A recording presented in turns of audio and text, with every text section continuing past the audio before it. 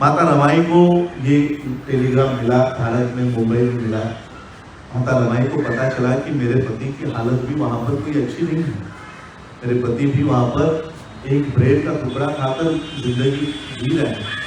मग माता रमाईने आपल्याला माहित आहे, शिणाच्या गवऱ्या त्या थापून सूर्य उगवच्या आत त्या बाजारात विकून यायच्या। आणि असं करत करत त्यांनी पैसे साठवले आणि बाबासाहेबांना त्यांनी परदेशात पाठवले की बाबासाहेब तुमची हाल होऊ नये। आणि त्या पत्रात पैशासोबत एक पत्र पाठवलं आणि ते पत्र आजही आपल्याकडे आहे। त्या पत्रामध्ये माता रमाई लिखतात, माता रमाई लिखते हैं उस खत में कि बाबा साहब मेरे जैसी जो स्त्री है, जो हृदय से मन से इतनी कमजोर है, वो अगर इस बात को सहन कर सकती है तो आपको भी सहन करना होगा। मैंने इतने दिन आपको एक बात नहीं बताई, मैंने आपसे बात छुपाई, अपना गंगाधर गया। माता रमाईने पत्र लिहिलं की बाबासाहेब माझ्यासारखी एवढी हळवी स्त्री जर हे दुःख पचवू शकते तर तुम्हालाही हे दुःख पचवता आलं पाहिजे। मी अनेक दिवस तुमच्यापासून एक गोष्ट लपवून ठेवली, तुमच्या अभ्यासात व्यत्यय येऊ नये म्हणून तुम्हाला सांगितलं नाही, आपला गंगाधर गेला। अशा पद्धतीने माता रमाईने एक नहीं, दो नहीं, 4 बच्चे माता रमाईने गंवाए। 4 बच्चे, राजरत्न गेला, इंदू गेली, रमेश गेला, गंगाधर गेला। माता रमाईने एवढ्या हाल सोसून आज आमचं जीवन सुखा समृद्धीचं केलंय। इतने कष्ट माता रमाई ने सहे, खुद माता रमाई का देहांत, खुद माता रमाई इनको टीबी जैसा रोग हुआ। टीबी कशामुळे होतो? ज्या व्यक्तीला 2 वेळचं अन्न मिळत नाही, पोटाला अन्न मिळत नाही, त्या व्यक्तीला टीबी सारखा रोग होतो। माता रमाई टीबी सारख्या असाध्य रोगाने त्यांचं निधन झालं। संपूर्ण आयुष्य माता रमाईने या समाजासाठी, बाबासाहेबांना पाठिंबा देण्यासाठी खर्ची घातलं। आजही माता रमाई आज आपण वरळीचं स्मारक बघतोय, अनेक वर्षापासून हे असं उघड्यावर हे स्मारक आहे।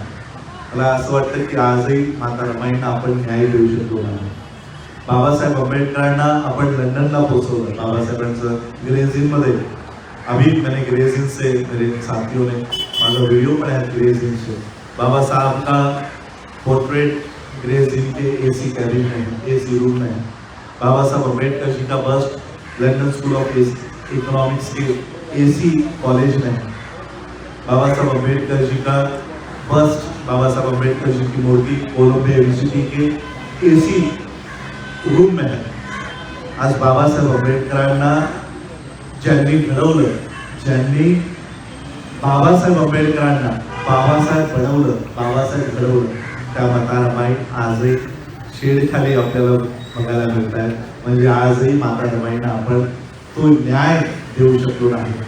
या वरळीतल्या, मुंबईतल्या सगळ्या आंबेडकरवाद्यांना आणि बौद्धांना माझं हेच सांगणार आहे की हेही ज्या पद्धतीने आपण बाबासाहेबांना चैत्यभूमी सारख्या ठिकाणी आपण प्रस्थापित केले, स्थापित केलंय, लंडन सारख्या ठिकाणी, US सारख्या ठिकाणी, ऑस्ट्रेलिया सारख्या ठिकाणी, कॅनडा सारख्या ठिकाणी बाबासाहेबांना जसं आपण स्थापित केलंय, कमीत कमी या वरळीमध्ये तेवढ्या तोडीचं नाही, पण एक 10% तरी माता रमाईंचं स्मारक आपण त्या पद्धतीने बांधूया, बनवूया। काही अडचणीत असेल, ही जमीन जर विकत घ्यायची असेल तर आपण मला कळवा की ही जमीन शासनाकरता आपल्याला विकत घ्यायची आहे। 100 कोटी जरी लागत असतील, मी पूर्ण भारतभर, विश्वाभर फिरून तो पैसा गोळा करेन, पण माता रमाईंचं आपल्याला हे स्मारक येणाऱ्या 5 वर्षाच्या कालखंडामध्ये तरी त्या भव्य दिवस स्वरूपात आपल्याला निर्माण करायचं। तीच मला वाटतं माता रमाईंना खरी आदरांजली ठरेल, तीच खरी आदरांजली ठरेल। तो अशा पद्धतीने मेरे विश्व के साथियों को बताना चाहूँगा कि आज ये माता रमाई का स्मारक है। मैंने खास करके फेसबुक से लाइव भी इसलिए किया है कि जिन बाबा साहब को बाबा साहब बनाने के पीछे माता रमाई का इतना बड़ा त्याग था, उन माता रमाई को आज भी हम उनको उचित न्याय नहीं दे सके। आज भी उनका ये स्मारक खुले में है, शेर के एक छोटा सा ये पतरा यहाँ पर लगाया हुआ है, जहाँ पर माता रमाई का अंत्यविधि हुआ, अंतिम संस्कार हुआ। वहाँ की जगह भी हमारे पास नहीं है, बीएफसी के पास है, शासन के पास है। और इसलिए माता रमाई को अगर सही में हम लोगों को आदरांजलि देनी है तो यहाँ पर भी एक भव्य दिव्य स्मारक हो। कम से कम बाबा साहब अम्बेडकर जी की अर्धांगिनी पत्नी, उनको जो दर्जा मिलना चाहिए, उनके स्मारक को जो दर्जा मिलना चाहिए, वो दर्जा यहाँ पर मिले। वर्ली में ये स्मारक है, लेकिन आज तक मुझे नहीं लगता मुंबई के, महाराष्ट्र के लोगों को इस स्मारक के बारे में पता भी होगा। आज जब बाबा साहब अम्बेडकर जी का महापरिनिर्वाण होता है तो 5 दिसंबर की रात से लोग मुंबई में चैत्य भूमि में आकर बाबा साहब को अभिवादन करते हैं। आज 27 मई है। आज आजू बाजू के लोगों को भी पता नहीं होगा कि यहाँ पर माता रमाई का स्मारक है।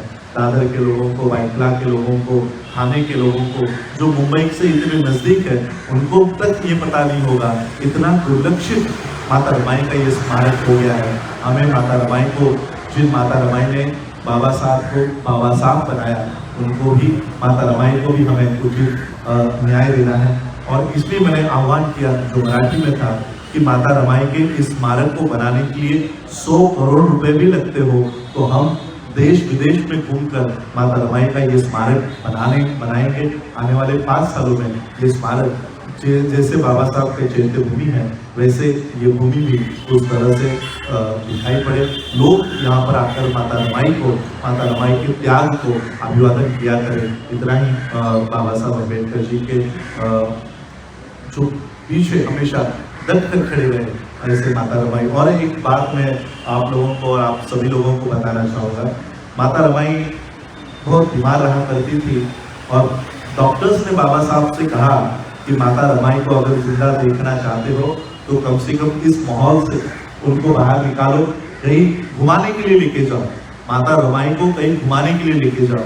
अब बाबा साहब माता रमाई को कहाँ घुमाने के लिए लेके गए? तो लेके गए निपाड़ी के हॉस्टल में। बेलगांव में बाबा साहब ने हॉस्टल बनाया था, उस हॉस्टल में हवा चेंज करने के लिए बाबा साहब माता रमाई को घुमाने के लिए लेकर गए। अब उस हॉस्टल में स्टूडेंट्स रहा करते थे, विद्यार्थी रहा करते थे।